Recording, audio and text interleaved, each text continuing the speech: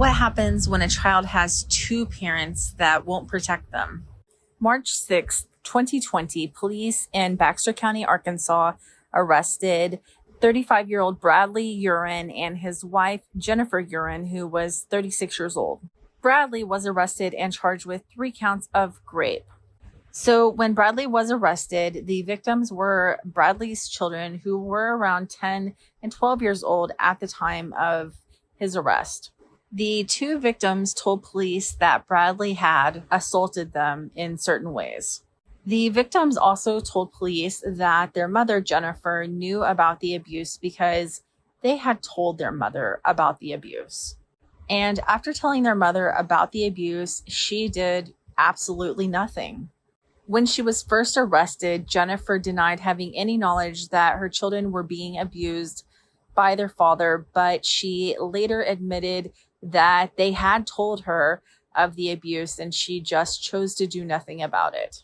After they were arrested, Bradley and Jennifer engaged in a tit for tat that I honestly cannot explain.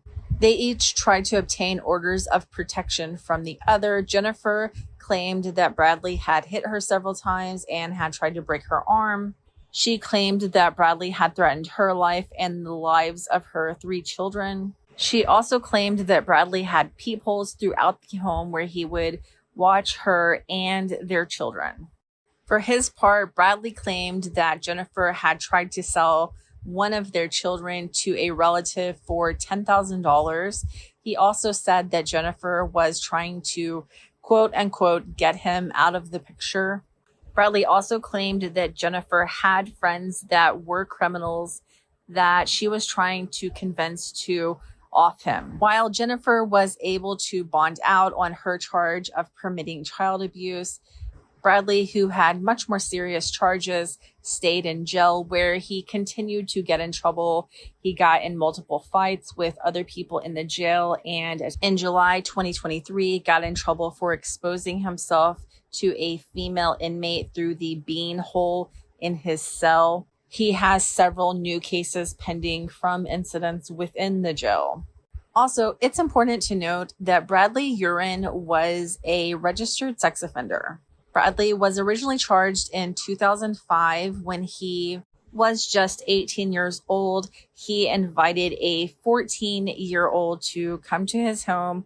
He then held her at knife point and forced her to take her clothing off. At that time, Bradley was charged with sexual battery in another state. I don't know which state it was, but he obviously was found guilty or pled guilty because he was forced to register after that point. So Bradley's trial actually started earlier this week and went until August 12th, early this morning.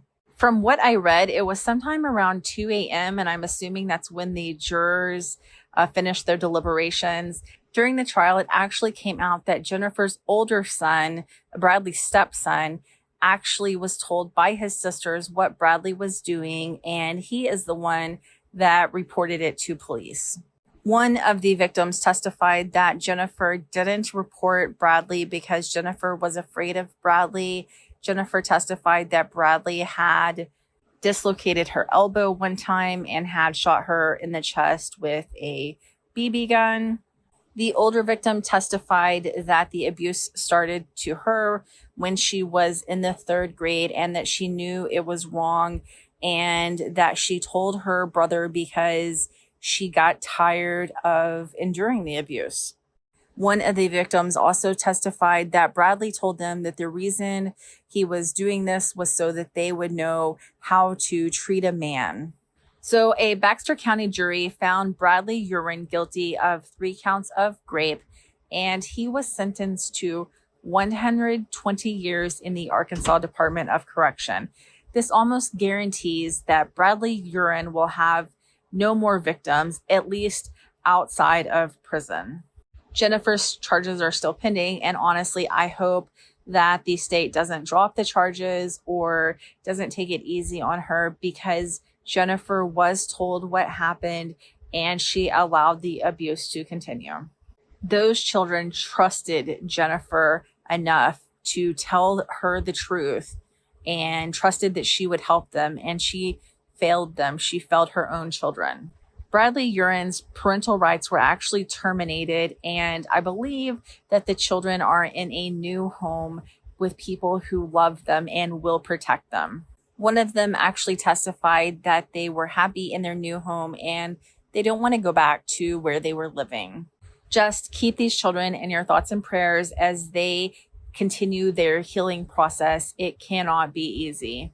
Thanks for watching, and remember to subscribe to A Case for Arkansas crime and missing persons cases.